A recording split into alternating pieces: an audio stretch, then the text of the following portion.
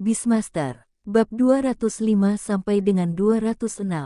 Bab 205 Lihat tinjuku, apa kau masih menyukainya?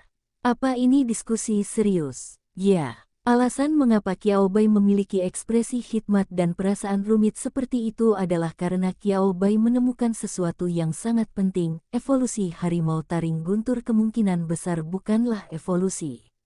Baik dari reduksi, faktor evolusi, atau aspek lainnya, jalur evolusi harimau guntur tutul sangatlah keliru. Hilangkan semua ketidakmungkinan. Betapapun keterlaluannya kebenaran akhir itu, kita harus mengakui bahwa itu adalah kebenaran. Ketika Qiao Bai memikirkan hasil spekulasinya sendiri dan penelitian terkini di komunitas akademis hewan peliharaan, ia merasa sakit kepala. Aku memang berpikir untuk menjadi seorang jenius, tetapi aku tidak berpikir untuk menjadi jenius seperti ini. Qiao Bai menggosok dahinya dengan sakit kepala di wajahnya dan berkata tanpa daya, aku benar-benar tidak punya niat untuk menggulingkan seluruh komunitas akademis hewan peliharaan sendirian. Tetapi, lihatlah evolusi Thunder Tiger. Lihatlah lagi, malaikat, di ponsel Anda. Mendesah. Soal harimau taring guntur, itu bukan evolusi, melainkan ke arah sebaliknya, kan? Itu maksudmu. Lebih seperti degenerasi. Qiao Bai duduk di kursi, mengetuk-netuk meja pelan dengan jarinya dari waktu ke waktu, mengucapkan beberapa kata yang sangat tidak mengenakan, tetapi ekspresinya tetap sangat tenang. Rasanya seperti sedang merosot ke arah yang lebih primitif dan liar. Qiao Bai menggambarkannya dengan pikirannya sendiri. Tepat saat itu, suara Angel terdengar lagi. Itu adalah kemunduran, kebaikan.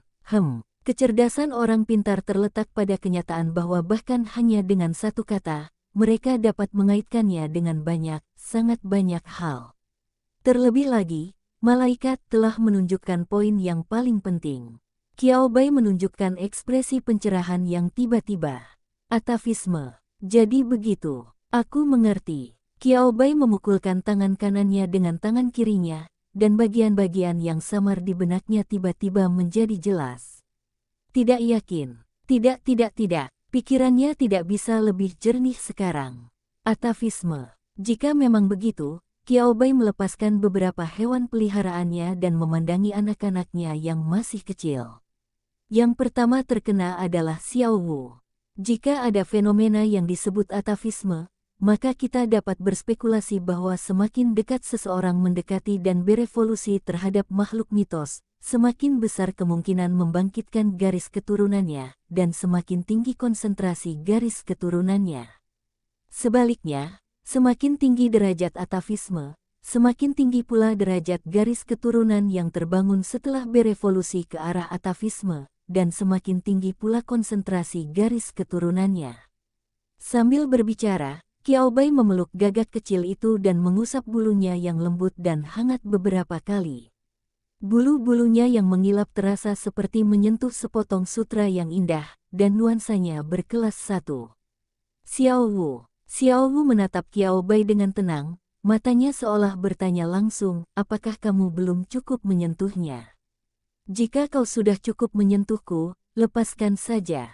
Qiao Bai, rasanya sungguh menyenangkan. Ketika saya memikirkan sesuatu, secara tidak sadar saya ingin memegang atau menyentuh sesuatu. Perasaan itu sungguh tak terlukiskan. Baiklah, bersabarlah sebentar. Aku masih punya beberapa hal untuk dipikirkan. Qiao Bai menundukkan kepalanya dan menghibur Xiao Wu, kakak Xiao Wu memang yang paling kuat. Xiao Wu yang sangat marah tadi, tenggelam dalam pujian tidak tulus dari Qiao Bai.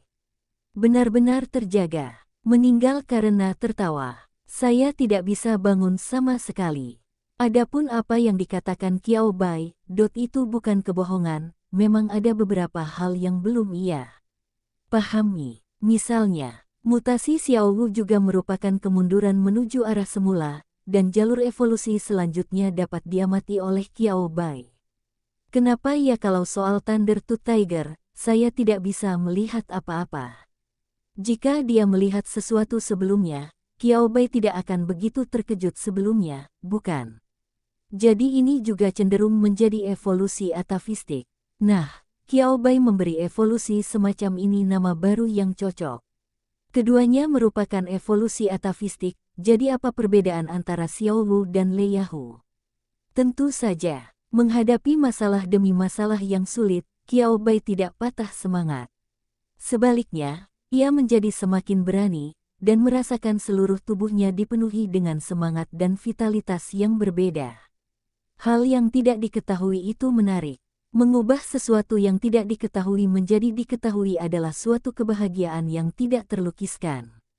Qiao Bai menyukai dan menikmati perasaan bahagia ini.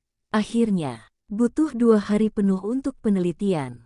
Sementara yang lain sedang berlibur, Qiao Bai tinggal di lembaga penelitian. Sementara yang lain bersenang-senang, Qiao Bai tetap tinggal di lembaga penelitian. Yang lain, singkatnya, Qiao Bai sekarang seperti ilmuwan gila, dan jadwal hariannya adalah garis lurus paling sederhana antara 2 titik.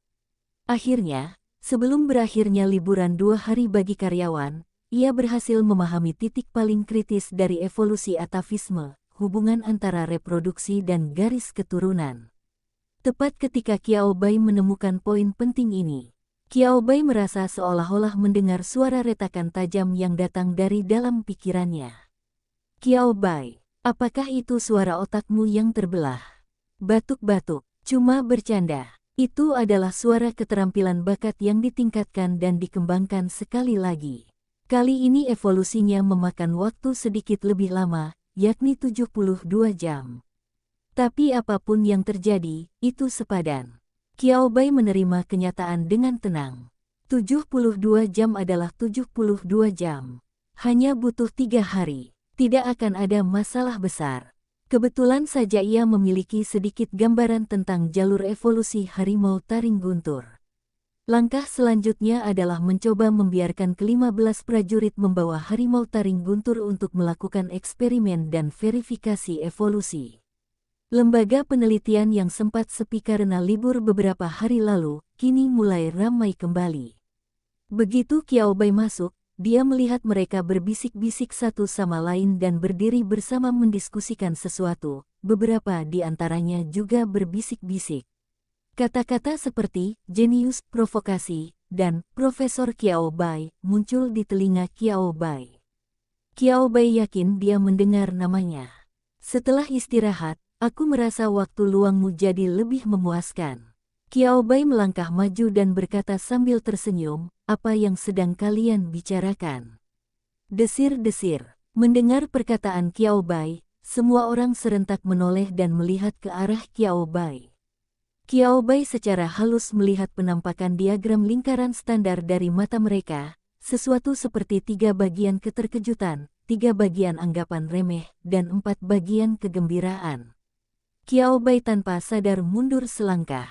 Disayangkan, sudah terlambat. Seperti yang diharapkan dari Profesor Qiao Bai, kau benar-benar sesuai dengan semua stereotipku tentangmu. Aku mencintaimu. Cheng Liang mengacungkan jempol pada Qiao Bai. Qiao Bai, entah mengapa tinjunya mengeras. Qiao Bai mengepalkan tinjunya dan tersenyum pada Cheng Liang. Cheng Liang, yang masih mengatakan, aku mencintaimu, di detik terakhir, tiba-tiba menjadi takut. Tenang saja, ayo kita bicarakan. Cheng Liang mengibarkan bendera putih tanda menyerah. Hahaha, semua orang di lembaga itu tertawa terbahak-bahak. Di antara mereka, Peng Yu tertawa paling keras. Melihat ini, Cheng Liang memelototi Peng Yu dengan tajam. Tunggu saja, nak. Aku akan mengingat dendam ini. Peng Yu, mengapa? Hei, hei, hei. Peng Yu terkejut dan tawanya tiba-tiba berhenti. Tidak. Kenapa kau hanya menyimpan dendam padaku? Saya tidak sendirian yang tertawa. Peng Yu melihat sekeliling sambil berbicara. Tak seorang pun menatap matanya. Peng Yu, Qiao Bai menepuk bahu pemuda itu. Mengapa aku menaruh dendam padamu?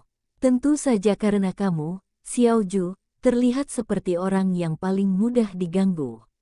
Qiao Bai melewatkan topik ini.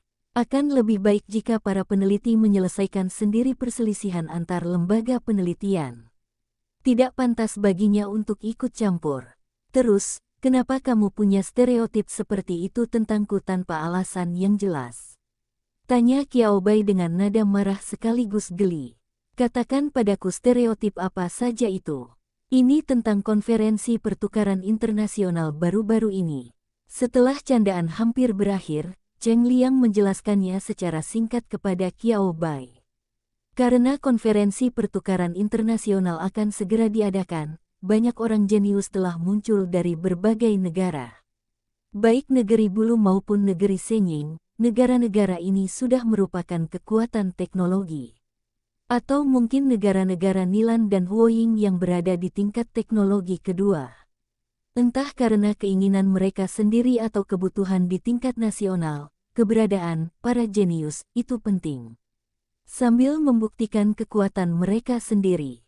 Hal ini juga dapat meningkatkan kepercayaan rakyat, terutama para penjinak binatang, terhadap pemerintah, dan kohesi dapat ditingkatkan secara signifikan. Rasanya seperti pertunjukan bakat berskala besar, komentar Qiao Bai secara objektif dan lugas. Ngomong-ngomong, dia benar-benar ingin mengatakannya. Jika kita bisa menggunakan panggung ini untuk menyelenggarakan acara varietas berskala besar seperti Genius 101 atau Produce Camp, itu pasti cukup menguntungkan. Setelah mendengar deskripsi Qiao Bai tentang pasangan Sui Yu, Cheng Liang, An Qing, dan Peng Yu, metaforanya agak janggal. Dia membuka mulutnya untuk membalas. Setelah memikirkannya, saya masih tidak tahu bagaimana membantahnya. Apa yang kukatakan masuk akal. Melihat ekspresi mereka yang tak bisa berkata-kata, Qiao Bai merentangkan tangannya dan berkata dengan lebih tulus, aku terutama ingin mengeluh tentang kepercayaan kelompok penjinak binatang kepada pejabat itu. Mereka benar-benar harus mengandalkan metode ini untuk mengkonsolidasikannya. Tidakkah menurutmu ada terlalu banyak kekurangan? Yang lain, batuk-batuk, memang, sedikit. Tapi bukan ide bagus untuk mengungkap hal semacam ini ke publik, bukan? Qiao Bai mengangkat bahu. Itu bukan masalah besar. Kalau begitu lewati saja topik ini. Jadi orang-orang ini membuat masalah lagi, kan? Semua orang mengangguk serempak. Apa yang telah terjadi? Mempromosikan kejeniusan mereka sendiri adalah sesuatu yang dilakukan setiap negara. Berdasarkan praktik di masa lalu, semua orang terbiasa dengan gagasan bahwa semua orang bahagia dan tandu dipikul oleh semua orang. Bagaimanapun, itu adalah suatu hal yang setiap pertemuan pertukaran dapat memunculkan kejeniusan yang sempurna. Bagaimana itu bisa menjadi suatu kebetulan? Sedikit kelembapan dapat dimaklumi. Bukankah cukup hanya terlihat cantik di permukaan? Bagaimanapun, fokus pertemuan pertukaran itu tidak pernah pada para jenius ini. Mereka hanyalah sarana politik. Yang paling penting adalah pertukaran dan kompetisi teknis yang nyata dan nyata setelah pertemuan pertukaran dimulai. Hanya hasil yang terbukti tidak dapat dipalsukan.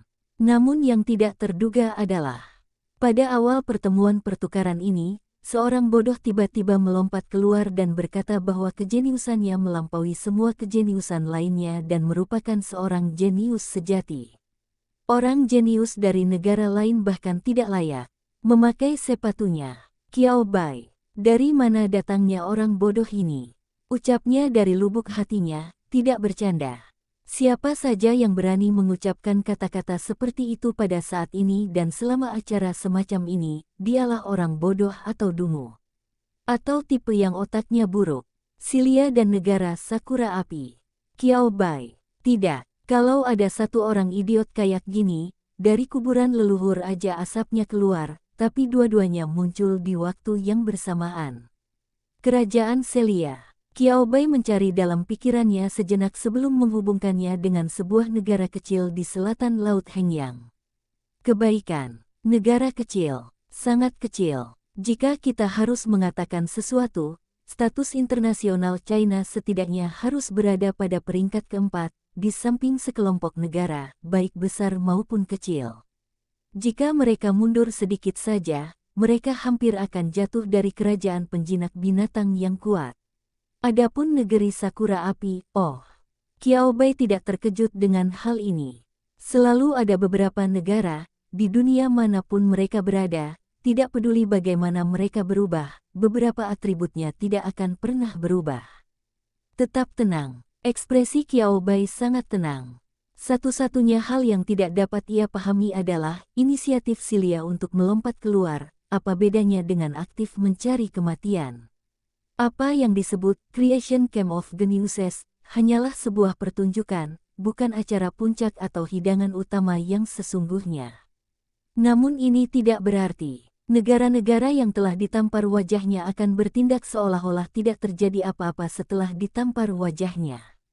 Agak merepotkan untuk mengambil tindakan terhadap negeri Sakura Api.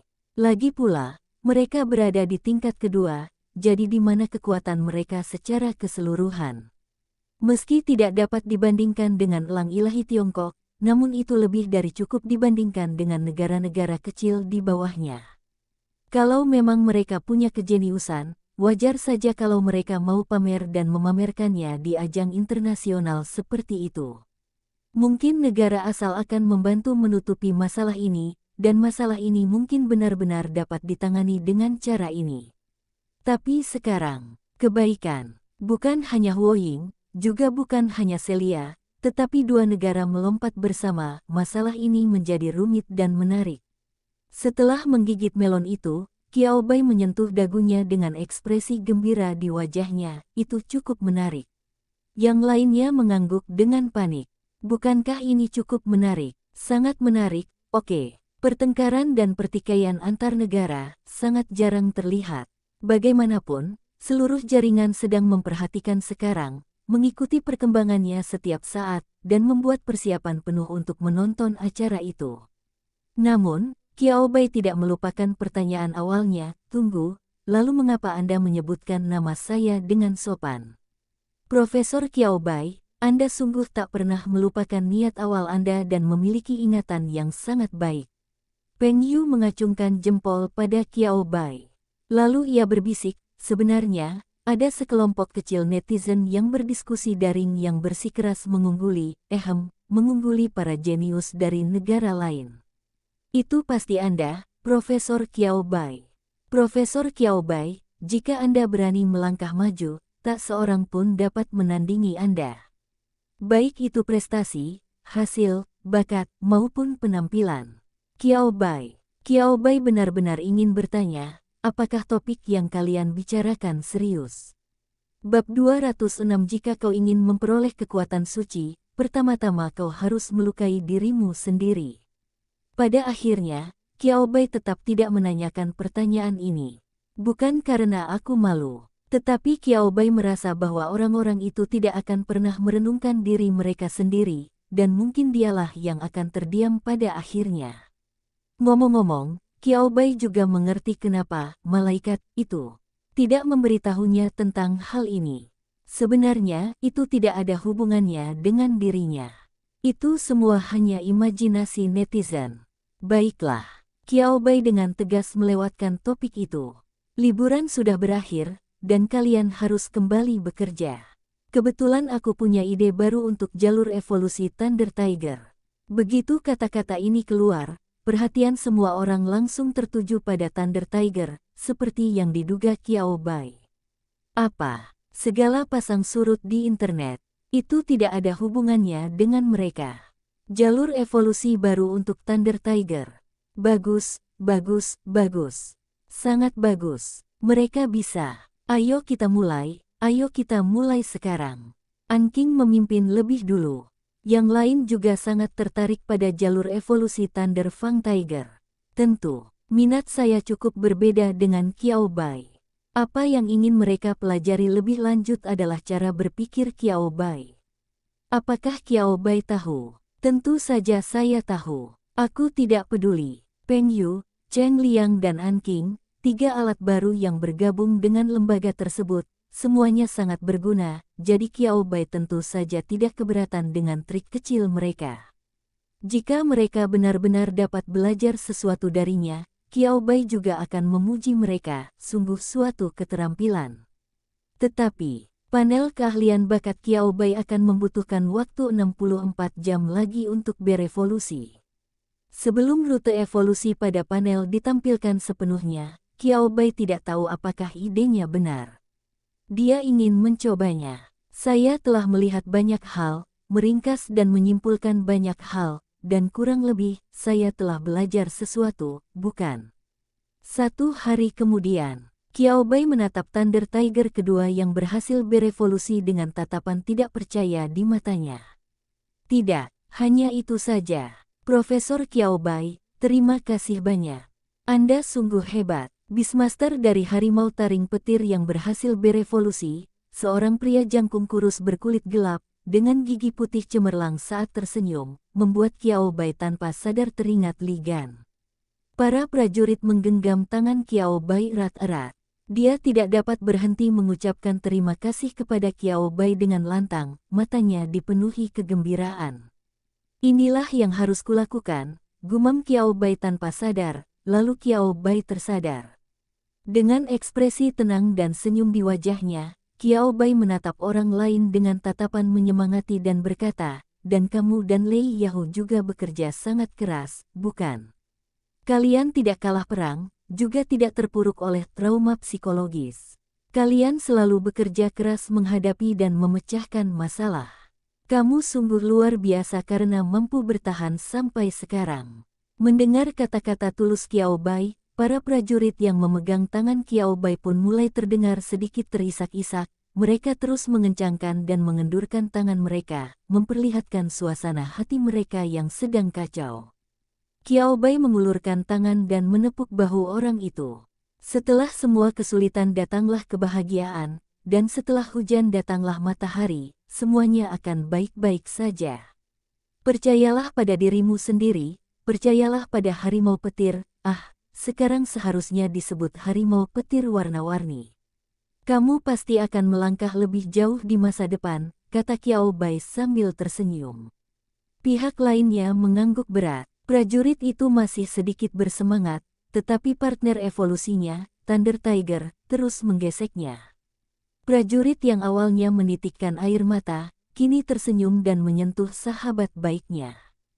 Peng Yu, yang berdiri di sampingnya, tak dapat menahan diri untuk tidak mendesah, Profesor Kiao Bai sungguh hebat. Melihat Profesor Kiao Bai seperti ini, aku sungguh berharap suatu hari nanti aku bisa menjadi seperti beliau. Tidak hanya membantu hewan peliharaan berevolusi. Sambil membantu hewan peliharaan berevolusi dengan sukses, ia juga dapat melepaskan belenggu pada Beastmaster dan hewan peliharaan. Cheng Liang dan An Qing keduanya setuju dengan hal ini. An Qing memegang buku catatan kecil dan menulis sesuatu di atasnya. Sui Yu memandangnya dengan rasa ingin tahu. Lalu dia mengalihkan pandangan seolah tidak terjadi apa-apa. Kebaikan, bukannya dia tidak bisa melakukannya. Hanya saja, anak muda sekarang terlalu baik. Dia sama sekali tidak mengerti kata-kata itu, jadi Sui Yu dengan tegas memilih untuk menyerah. Tak seorang pun terkejut bahwa Kiao Bai telah meneliti dan memahami secara mendalam jalur evolusi harimau taring guntur. Mereka bahkan meyakini dari lubuk hati mereka bahwa hal itu wajar saja. Bukankah itu hanya rute evolusi baru Thunder Tiger? Sejujurnya, butuh waktu hampir seminggu bagi Profesor Kiao Bai untuk mengetahui bahwa ada sesuatu yang sedikit aneh. Berbicara secara logis, bukankah Profesor Kiao Bai seharusnya bisa menyelesaikan sesuatu dalam 3 hari? Batuk-batuk, tahu, tidak ada stereotip dicoret. Pendek kata, semua orang menganggap ini adalah hal yang sangat normal, dan hal-hal normal tidak dapat memperbaiki hal-hal yang luar biasa. Hanya suasana hati Kiao Bai sendiri yang sedikit rumit tak terlukiskan.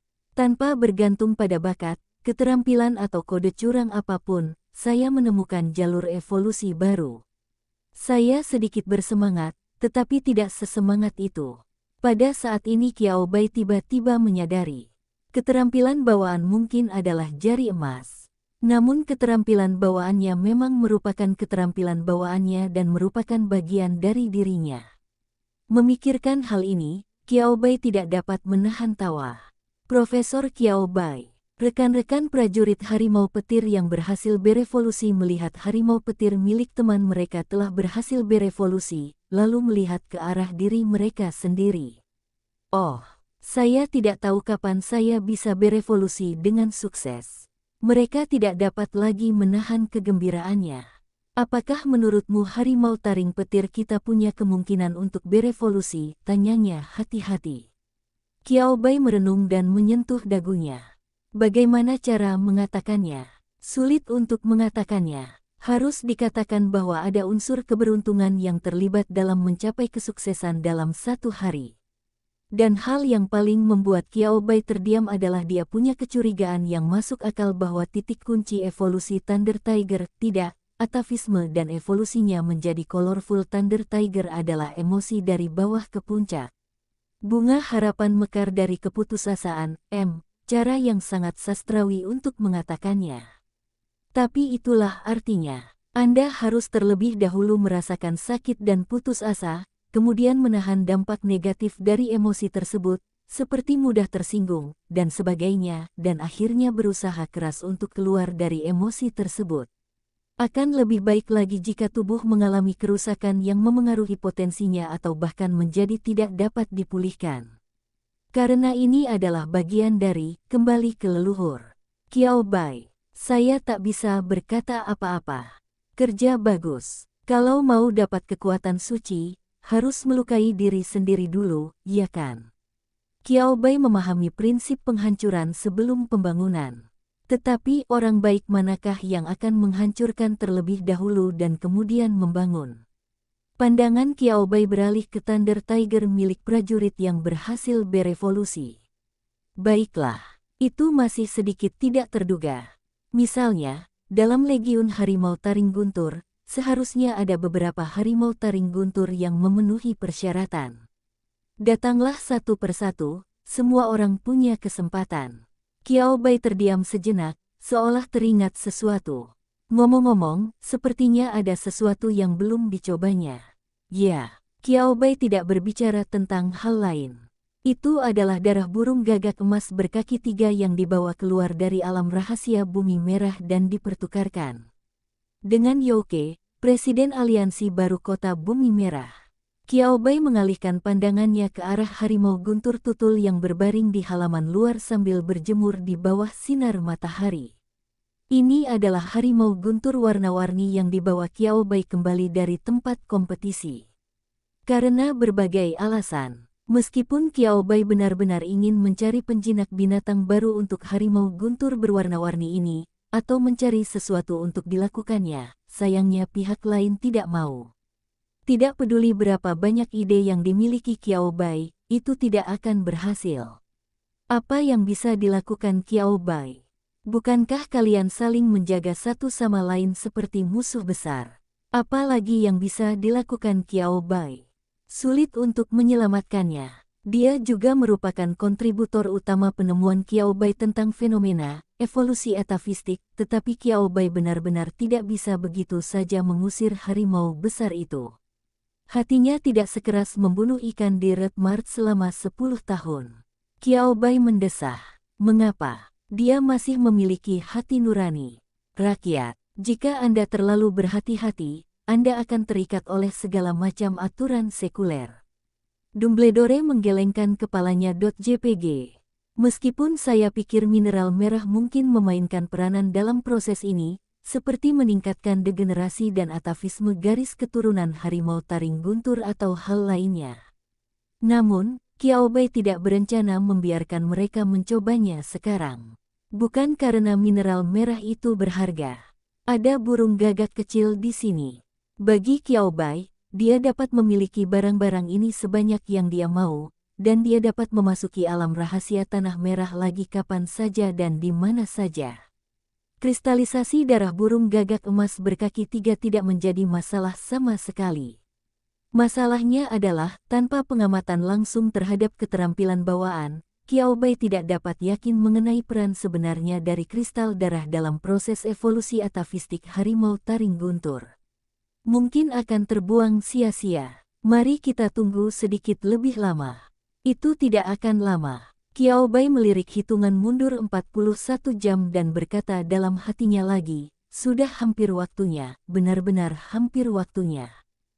Kota Bintang, kamu tidak perlu lembur hari ini. Di sebuah kedai kopi di jalan yang penuh gaya dan suasana bohemian, Ning Ruksue duduk di sudut dekat jendela, memegang secangkir kopi, menatap temannya dengan heran. Sebenarnya aku cukup penasaran saat kamu mengajakku keluar. Secara logika, bukankah seharusnya kamu bekerja lembur sekarang? Jiang Heng di sisi berlawanan. Sambil memegang segelas kopi Amerika dingin dengan sepotong kue yang tidak manis di depannya, mata Jiang Heng sangat tak terlukiskan. Setelah menyesapnya, rasa pahitnya hilang sepenuhnya, dan americano dingin pekatnya pun terasa kurang. Jiang Heng berkata dengan tenang, kau sedang membicarakan dua negara bodoh itu, kan? Ning Ruksue tersenyum namun tidak mengatakan apapun. Pahami artinya. Sebenarnya, aku seharusnya bekerja lembur, tapi... Tatapan mata Jiang Heng kembali berubah rumit saat dia berbicara. Ning Ruksue, tidak, berhenti bicara di tengah jalan, kebiasaan buruk macam apa ini? Angkat bicara. Selesai. Tunggu sebentar, biar aku pikirkan bagaimana menyampaikan masalah ini agar kau tidak menganggapnya remeh dan lucu. Jiang Heng mengulurkan tangan dan memberi isyarat berhenti. Ning Ruksue menatap Jiang Heng dengan tenang. Jiang Heng makan dan minum, dan raut wajahnya berangsur-angsur menjadi puas. Tepat sebelum temannya hampir kehilangan kesabaran, ia akhirnya berbicara. Bagaimana ia menjelaskannya? Huo Ying sedang membuat masalah, berharap bisa keluar dan menjadi negara kelas 1. Itu bisa dimengerti. Setidaknya mereka berada di tingkat kedua, kan? Tapi ide hanyalah ide. Masih agak sulit untuk mewujudkannya. Menjadi negara, adikuasa dewasa ini bukanlah sesuatu yang dapat dicapai hanya dengan keinginan. Itu tergantung pada kekuatan dalam semua aspek. Yang paling penting di antaranya adalah kekuatan tempur Beastmaster tingkat tinggi. Itu benar, dia bukan pelatih hewan peliharaan atau profesor hewan peliharaan, tetapi seorang Beastmaster kelas atas yang sesungguhnya. China jauh lebih maju dalam hal ini. Jika kita harus menjelaskan alasannya, basis populasi adalah satu aspek, dan sistem sosial yang sempurna antara Beastmaster dan orang biasa adalah aspek lainnya. Kamu tahu, bahkan ada beberapa negara di mana terdapat konflik dan kontradiksi berskala besar antara para Beastmaster dan rakyat biasa. Pertentangan dan perang antara kedua belah pihak begitu sengit sehingga hampir memecah belah kaum bangsawan dan warga sipil. Memikirkan hal ini, Jiang Heng menggelengkan kepalanya. Seolah-olah sang raja binatang telah meninggalkan masyarakat ini begitu saja. Anda perlu makan, minum, buang air besar, dan buang air kecil sebagaimana Anda lakukan dalam kehidupan. Apa yang terjadi pada orang biasa? Orang biasa juga cukup menakjubkan. Bagi pelatih hewan peliharaan dan profesor evolusi hewan peliharaan, mereka adalah kekuatan lunak, masa depan, dan bukti pewarisan dan kemajuan dalam komunitas penjinak hewan peliharaan. Tidak cukup hanya memiliki begitu banyak Beastmaster yang kuat saat ini. Untuk selalu memiliki. Inilah mengapa pelatih hewan peliharaan dan profesor evolusi hewan peliharaan penting. Apa yang bisa dikatakan negara lain? Pokoknya, mereka semua bermain keras, dan secara terbuka tidak ada yang bisa mengalahkan China. Mereka hanya dapat memilih untuk menyerang dari samping dan bersaing satu sama lain dalam kekuatan lunak. Seiring berjalannya waktu dan tren tersebut memang ada, beberapa negara lapis kedua sudah mulai memiliki rencana mereka sendiri dan berpikir dengan angan-angan, hei. Saya mungkin tidak memiliki kekuatan keras yang kuat, tetapi selama saya memiliki kekuatan lunak yang cukup, saya juga dapat duduk di singgasana kekuatan besar. Jiang Heng hanya ingin bilang begini, kalau kamu lagi nggak enak badan, mendingan pergi lihat-lihat aja. Jangan cuma melamun seharian di sana. Tidak ada hal seindah itu di dunia. Itu benar, aku sedang berbicara tentangmu, negeri Sakura Api. Bukankah Celia dan Huo Ying mengklaim bahwa kejeniusan mereka asli? Negara-negara lain yang terlibat sudah menyuarakan pendapat mereka. Kita tidak bisa hanya mengandalkan kata-kata. Jika kita ingin menyadari kesenjangan ini, kita harus menunjukkan yang sebenarnya. Jiang Heng menyesap kopi dan berbicara dengan tenang. Saat berbicara, Jiang Heng tidak dapat menahan tawa. Ning Ruxue. Ning Ruxue menyadari ada yang tidak beres. Ia menatap Jiang Heng dengan rasa ingin tahu dan berkata, "Jangan membuatku penasaran.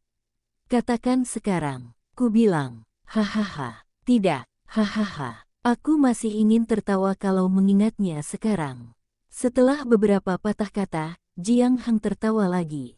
Ning Ruxue, yang tidak tahu apa-apa, hanya menatap Jiang Heng dengan tenang. Jiang Heng, hahaha. Jiang Heng, mereka baru saja menemukan hasil penelitian terbaru dari kejeniusan mereka. Hahaha, bisa dibayangkan. Sama persis. Ning Ruxue, kebaikan. Ning Ruxue berkedip, tampak sedikit bingung. Tunggu, apa artinya ini? Ning Ruxue akhirnya sadar dan menatap Jiang Heng dengan kaget. Apakah maksudmu para jenius dari Celia dan negeri Huoying menghasilkan hasil yang sama? Nada bicara Ning Ruxue dipenuhi rasa tidak percaya, mungkinkah mereka hanya sedikit mirip? Tidak, persis sama. Laporan penelitiannya sama persis seperti sebelumnya.